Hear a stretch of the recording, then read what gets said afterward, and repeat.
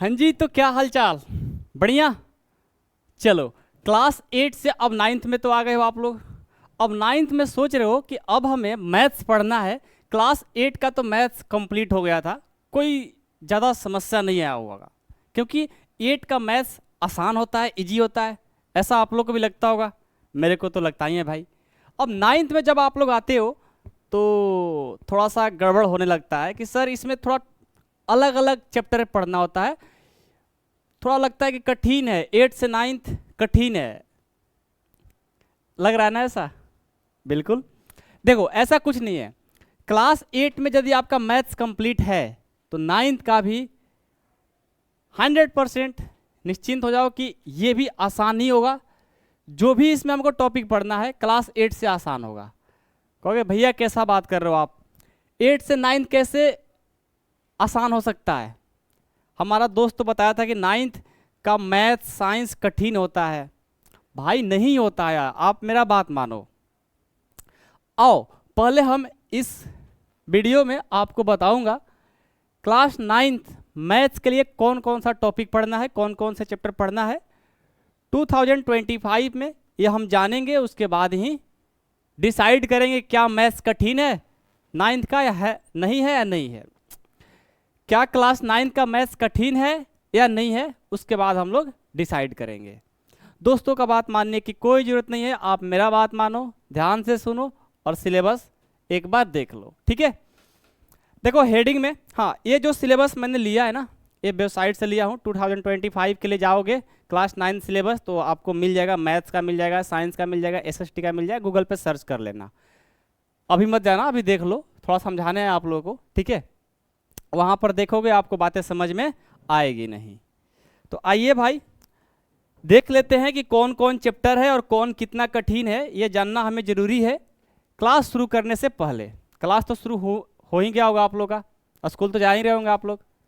हम लोग थोड़ा लेट है ना? नहीं, लेट नहीं है, टाइम से हैं, ओके।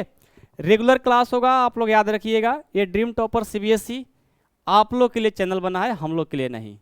तो बस आप लोग सपोर्ट करिए, आप लोग का सिलेबस अक्टूबर से लेकर नवंबर तक पूरा कंप्लीट करा देंगे। और उसके बाद हम लोग डेली जब आपका एग्जाम होने का टाइम आएगा तो हम लोग लाइव क्लास भी लेंगे, हम और जयंत भाई, ठीक है? चलिए, तो कोर्स स्ट्रक्चर क्लास 9th का ये मैथ्स का सिलेबस है, ठीक है? सबसे पहले देखिए यूनिट 1 में आता है हमारा, यूनिट नेम है नंबर सिस्टम। ये नंबर सिस्टम हमें 10 मार्क्स का पढ़ना है। अब नंबर सिस्टम आप लोग पहली बार सुन रहे होंगे, लेकिन नंबर के बारे में क्लास 7th 8 में भी पढ़े हो। तो यहाँ पर नंबर सिस्टम में यदि हम स्टार्ट करते हैं इस चैप्टर को, तो इसमें हम लोग को पढ़ने को मिलता है नेचुरल नंबर। तो क्या आप नहीं पढ़े हो? हाँ सर पढ़े हैं। इंटीजर, सर इंटीजर भी पढ़े हैं। होल नंबर, सर ये भी सब कंप्लीट है, तो बेसिक है नंबर का। तो वही चीज़ यहाँ भी पढ़ना है। हाँ, एक्स्ट्रा क्या होगा इसमें? टर्मिनेटिंग और नॉन टर्मिनेटिंग आता है, रेशनल इरेशनल आ जाता है। तो कुछ ऐसे टॉपिक है जैसे रेशनलाइज, क्लास 8 में भी ऐसे शायद हम पढ़ाए थे आप लोग को, ऐसे सिलेबस में नहीं है, लेकिन रेशनलाइज आना चाहिए। क्लास 9 से शुरू होता है और बहुत ही अच्छे तरीक़ा से यहाँ पर रेशनलाइजेशन के बारे में आप लोग पढ़ते हो, तो वो भी एक टॉपिक यहाँ पर मिलेगा। और उसके बाद बस यही है, और क्या है? तो सब छोटी छोटी टॉपिक है, कोई बड़ी बात नहीं है। बस आप लोग डर जाते हो कि क्लास 9 का मैथ्स कठिन है, साइंस कठिन है, बिल्कुल ईजी है, ओके। उसके बाद देखिए यूनिट 2 में हमारा अलजेब्रा आएगा। अलजेब्रा हमारा 20 मार्क्स का पढ़ना होगा। उसके बाद हमारा कोऑर्डिनेट ज्योमेट्री है, ये बहुत छोटा चैप्टर है भाई, 4 मार्क्स का, आप देख सकते हो, ठीक है? उसके बाद ज्योमेट्री है, ये हमारे क्लास 9 मैथ्स के लिए पूरा दिल धड़कन मान लो, सबसे ज़्यादा 27 मार्क्स को पढ़ना है। और ये बच्चों का कठिन लगता है यहीं पर आकर के, इसीलिए आप लोग से बोलते हैं कि क्लास 9 मैथ्स थोड़ा कठिन होता है। क्यों? क्योंकि उन लोगों का ज्योमेट्री कंप्लीट नहीं होता है। हो सकता है आप लोग का भी थोड़ा कठिन लगे, लेकिन ऐसा नहीं है। आप शुरू से ध्यान से पढ़ोगे तो बिल्कुल ईजी होगा, बिल्कुल आसान है, ठीक है? पढ़ोगे तब, नहीं पढ़ोगे तो कठिन है भाई, मैं पहले ही बोल रहा हूँ आप लोग से। और ये देखो 9th में 80 मार्क्स का एग्जाम होगा और 27 मार्क्स का आपसे पूछा जाएगा सिर्फ ज्योमेट्री से, तो समझ सकते हो। उसके बाद देखो हमारा मेंसुरेशन है, ये 13 मार्क्स का, ये भी आसान होता है। क्लास 7th में आप लोग शायद ओल्ड वाली बुक पढ़े होंगे तो क्लास 7th में पढ़ना था पहले मेंसुरेशन। हो सकता है आप लोग न्यू बुक पढ़े होंगे, न्यू एनसीईआरटी, तो क्लास 7th और 8 दोनों से हटा दिया गया है। तो यहाँ पर आप लोगों को पढ़ने को मिलेगा, आसान चैप्टर है, ठीक है। उसके बाद हमारा स्टैटिक्स है जो कि 6 मार्क्स का। टोटल आप लोग को 80 मार्क्स का एग्जाम होगा। टाइम आप लोग को 3 घंटा मिलेगा, ठीक है। अब थोड़ा इस पे बात कर लेते हैं कि भाई जब हमारा एग्जाम 100 मार्क्स का होता है तो 80 मार्क्स का ही क्यों हो रहा है यहाँ पे, तो शायद आप लोग को पता भी होगा। इंटरनल भी होता है आप लोग का, इंटरनल एग्जाम होता है जिसमें आपको 20 मार्क्स, आप लोग जाते हो स्कूल में, वहाँ पर कुछ असाइनमेंट बनाते हो तो मार्क्स मिल जाता है, कुछ आपसे क्वेश्चन पूछा जाता है वहाँ से मार्क्स मिल जाता है। तो आप लोग का स्कूल के बारे में मेरे से ज़्यादा पता होगा, ठीक है, कि कहाँ से 20 मार्क्स मिलते हैं, कैसे सर देते हैं। कितने सर ऐसे भी होते हैं कि आप स्कूल में आपका अच्छा बिहेवियर है तो आपको बिना कुछ किए ही 20 मार्क्स मिल जाता है। कुछ ऐसे भी होते हैं कि जो स्कूल में पूरा मतलब अपना डॉन टाइप का मतलब पर्सनालिटी है, तो उन लोग को सर लोग जानबूझ करके नंबर नहीं देते हैं, 5 से 6 नंबर दे देते हैं, तो आप लोग के साथ प्रॉब्लम हो जाता है। लेकिन आप लोग अच्छे से रहते हो, सर लोग से अच्छे से बात करते हो तो ये मार्क्स आप लोग को मिल जाता है, इसमें कोई बड़ी चीज़ नहीं है। थोड़ा आप लोग का असाइनमेंट बनाना पड़ता है, ठीक है। तो यहाँ से 20 मार्क्स आपके स्कूल से मिलेगा और एग्जाम आप लोग को 80 मार्क्स का होगा। यहाँ तो पढ़ करके ही मिलेगा, यहाँ बिहेवियर अच्छा बनाने से टीचर के साथ नहीं मिलने वाला, ठीक है। पढ़ोगे तभी ये मार्क्स मिलेगा, हाँ ये मिल सकता है भाई, ठीक है। तो ये रहा हमारा क्लास 9th मैथ्स का सिलेबस, ठीक है। उम्मीद करता हूँ कि आप लोग थोड़ा बहुत इससे कुछ सीखे होंगे, ठीक है। बाकी मैं उम्मीद नहीं रखता हूँ आप लोग से ज़्यादा चीज़ सीखने के लिए भी और ना सिखाने के लिए भी, क्योंकि अभी ये कुछ है नहीं। लेकिन जो चीज़ हम लोग स्टार्ट करते हैं, जो शुरू करते हैं, उससे पहले जानना जरूरी होता है कि हमें यहाँ पर क्या क्या करने को मिलेगा। जब थोड़ा सा पता रहता है ना तो इंटरेस्ट जगा रहता है कि हाँ सर बोले थे कि इसमें ये टॉपिक है, ये थोड़ा आसान होता है, ऐसा मतलब उम्मीद हम लोग बना रखते हैं। और उम्मीद बनाने से ही मतलब कुछ चीज़ अचीवमेंट भी जल्दी हो जाता है। नहीं होता है कि मान लो कि हाँ उम्मीद बनाए रखे हैं कि ये होने वाला है, तो रहता है ना कि हाँ एक्साइटेड कि हाँ भाई हम नंबर सिस्टम में टर्मिनेटिंग नंबर पढ़ेंगे, नॉन टर्मिनेटिंग पढ़ेंगे, रेशनलाइजेशन पढ़ेंगे, ठीक है। तो ये सब बातें होती है, तो वही बात था। तो आप लोग जा करके जो मैंने सिलेबस आप लोगों को दिखाया है गूगल पे भी जाकर सर्च कर सकते हो। यहाँ देखो अब नंबर सिस्टम के बारे में पूरा डिटेल में दिया गया है कि इसमें कौन कौन सा टॉपिक पढ़ना है, पूरा अच्छे तरीके से बताया गया है, देख लो आप।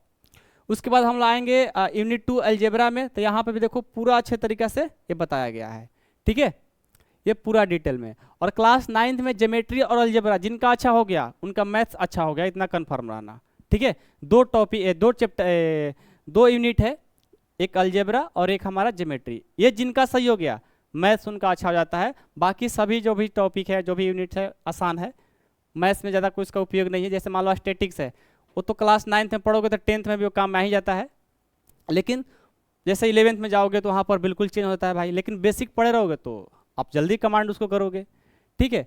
लेकिन 2 चीज़ें ठीक कर लो, अलजेब्रा और ज्योमेट्री, ये 2 चीज़ ठीक करोगे, हो सकता है आप 9th के बाद 10th में जाओगे, 10th में भी आपका ये दोनों चैप्टर सही रहता है, अलजेब्रा और ज्योमेट्री। 11th में आपका मन है कि हम नहीं हम मैथ्स नहीं लेंगे, हम बायो लेंगे, हम नीट का तैयारी करना चाहते हैं, तो ये जो चैप्टर ठीक रहेगा ना ज्योमेट्री और अलजेब्रा, तो आप लोग को फिजिक्स में काम में आएगा, केमिस्ट्री का न्यूमेरिकल बनाने में काम में आएगा। इसीलिए बोल रहे हैं कि अलजेब्रा और ज्योमेट्री 2 चीज़ ठीक करना ही पड़ेगा, आप किसी भी क्षेत्र में जाना चाहते हो तो, ठीक है। न्यूमेरिकल बनाने में बहुत काम आएगा ज्योमेट्री और अलजेब्रा, बाकी आए चाहे ना आए, लेकिन ये 2 चैप्टर आएगा भाई, हर जगह आएगा, समझ गए। कौन कौन, ज्योमेट्री और अलजेब्रा अच्छा करना बेहद जरूरी है। अब जाना गूगल पे सब चेकआउट कर लेना कौन कौन सा टॉपिक पढ़ना है, ठीक है, जैसा कि मैंने आपको बता दिया। अब देखो हम लोग का पढ़ाने का टाइम टेबल क्या होगा, ठीक है। मान लो हम लोग क्लास अभी स्टार्ट किए हैं, हम दोनों भाई, तो कैसे पढ़ाएंगे उसका एक शेड्यूल बता देते हैं। हम लोग का डेली क्लास होगा बच्चों, ठीक है। ऐसा नहीं कि मैं बस आ गया एक दिन और 4 दिन क्लास गायब, मतलब ऐसा 9th क्लास के बच्चों के साथ होता है। जितना भी यूट्यूब चैनल है ना, आप देख लेना यूट्यूब पर जितने भी चैनल है, 9th को कोई नहीं पूछता भाई। हाँ पैसा लेकर के पे कर दोगे तो आपको ऐप पर पढ़ाते हैं, लेकिन उस ढंग से नहीं, एक शेड्यूल के फॉर्म में नहीं पढ़ाते। यूट्यूब पर तो बिल्कुल नहीं पढ़ाते, कोई लाया या 1 शॉर्ट वीडियो उसके बाद 2 मंथ के बाद ला रहा है, तो हम लोग वैसे नहीं करेंगे। हम लोग आप लोग को पढ़ाने का तरीका बताते हैं पहले हमारा टाइम टेबल का शेड्यूल देख लीजिए, ठीक है। ये बिल्कुल फुली फ्री होगा, एक भी पैसा आपको मतलब देने की जरूरत नहीं है, ठीक है। टाइमिंग देखो 6 PM डेली हम लोग का वीडियो जो अपलोड होगा 6 PM पर हो जाएगा बच्चों, ठीक है। मंडे को मैथ्स यानी हम पढ़ाएंगे आपके अमर भैया, ठीक है। उसके बाद ट्यूसडे को इंग्लिश आपके जयंत भैया पढ़ाएंगे। उसके बाद वेडनेसडे को साइंस जयंत भैया पढ़ाएंगे। थर्सडे को हिंदी हम पढ़ाएंगे। फ्राइडे को आपको साइंस NCERT मतलब जो NCERT का जो न्यूमेरिकल होते हैं, कोई मतलब इम्पोर्टेंट टॉपिक होता है तो वो टॉपिक कराए जाएंगे, ठीक है। सैटरडे को मैथ्स NCERT मतलब कि जो मैं वन शॉट में यहाँ पर पढ़ा रहा हूँ, ठीक है, मंडे को उसको तोड़ तोड़ करके, मान लो किसी बच्चे का टॉपिक में प्रॉब्लम है या एक्सरसाइज में NCERT का प्रॉब्लम आ रहा है तो वहाँ पे हम लोग सैटरडे को हम कराएंगे मैथ्स का। ये बात है, मंडे को मैथ्स चलेगा, ट्यूसडे को इंग्लिश, वेडनेसडे को साइंस, थर्सडे को हिंदी, फ्राइडे को NCERT साइंस चलेगा और सैटरडे को NCERT मैथ्स चलेगा। बाकी डेज हम लोग पूरा अच्छे से वन शॉट के फॉर्म में पढ़ेंगे और आप लोग को एक भी टॉपिक में प्रॉब्लम नहीं आएगा। यदि आता भी है किसी भी एक भी स्टूडेंट को तो पूरा हम लोग उसके लिए मेहनत करेंगे। आप मतलब उम्मीद रखे हो हम पे तो क्यों नहीं हम लोग भी मेहनत करेंगे आपके लिए, ठीक है। और हाँ, मैथ्स का, साइंस का, हिंदी का, इंग्लिश का हम लोग नोट्स भी बनाए हैं। जो चैप्टर खत्म हो जाएगा, इंड हो जाएगा, उसका नोट्स भी आप लोग को मिल जाएगा। यदि आपको नोट्स लेना है तो आपको मैं बिल्कुल फ्री ऑफ कोर्स, ठीक है, बिल्कुल फ्री ऑफ कोर्स दूंगा बच्चों, ठीक है। यहाँ पर लिखा भी है नोट्स फुली फ्री है, ठीक है। नोट्स आपको दिखा भी देता हूँ, ठीक है। अभी तो हमारे पास मैथ्स का है, साइंस हिंदी इंग्लिश का नहीं है, बट आपको मैं देखो मैथ्स, मैं तो मैथ्स का टीचर हूँ भाई, तो मैथ्स का मैं दिखा देता हूँ, ठीक है। साइंस वाले भैया आपको साइंस का नोट्स जरूर दिखाए होंगे, ठीक है। ये देखिए, ये नोट्स हम लोग को बनाने में बहुत मेहनत लगता है, आप लोग को बिल्कुल फ्री ऑफ कोर्स देंगे। चैप्टर 1 का बन करके कंप्लीट हो गया, चैप्टर 2 पर हम काम चला रहे हैं, ओके। हाँ, यदि आपको लगता है कि भैया आप मेहनत किए हो, कुछ मतलब हम पे भी कर सकते हैं क्या, या कहाँ पर नोट्स मिलेगा, तो मैं पहले बता देता हूँ आपको नोट्स मिलेगा कैसे। आप इस नंबर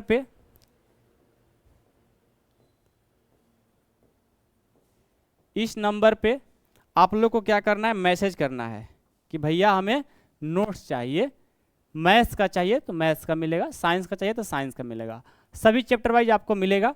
यदि आपको लगता है कि भैया हमारे लिए मेहनत किए हैं, भैया कुछ पे कर देते हैं, आपको यदि मन हो, आपके पास पैसा है, तभी आप इस नंबर पे पे कर सकते हैं। ये फ़ोनपे, पेटीएम, गूगल पे नंबर है। आपको मन है कि नहीं नहीं हमारे पास 1 रुपया, भैया को 1 ही रुपया देंगे, तो आप 1 रुपया ही दे दीजिएगा। भैया 1 रुपया भी नहीं है, आपको मैं फ्री में दे दूंगा, बट आपको लगता है, आप बहुत समझदार हो, बताने की जरूरत नहीं है, ठीक है। आपको लगता है तो ज़रूर आप दे सकते हो, 2 रुपया भी दे सकते हो भाई, 3 रुपया भी दे सकते हो, 5 रुपया भी दे सकते हो, 10 रुपया भी दे सकते हो, आपको जितना मन है उतना दे सकते हो। नहीं है फिर भी हम खुश हैं, आप हमारे एक छोटे भाई हैं, छोटे बहन हैं, तो मैं खुश हूँ। ऐसा नहीं कि आपको मैं बिना पैसा को नहीं दूंगा, ये तो बस आप लोग के लिए मैं बोल दिया। कि बहुत सारे बच्चे बोलते हैं कि सर फ्री में क्यों दे रहे हो, ठीक है, आप लोग का प्यार सपोर्ट रहता है तो जितना मन है उतना आप लोग 2 रुपये, 3 रुपये, 5 रुपये, 10 रुपये दे सकते हो। ऐसा कोई फोर्स नहीं हम लोग कर रहे हैं कि हम लोग को पैसा मिलेगा तभी पढ़ाएंगे, बिल्कुल फुली फ्री हम लोग पढ़ाने की कोशिश है।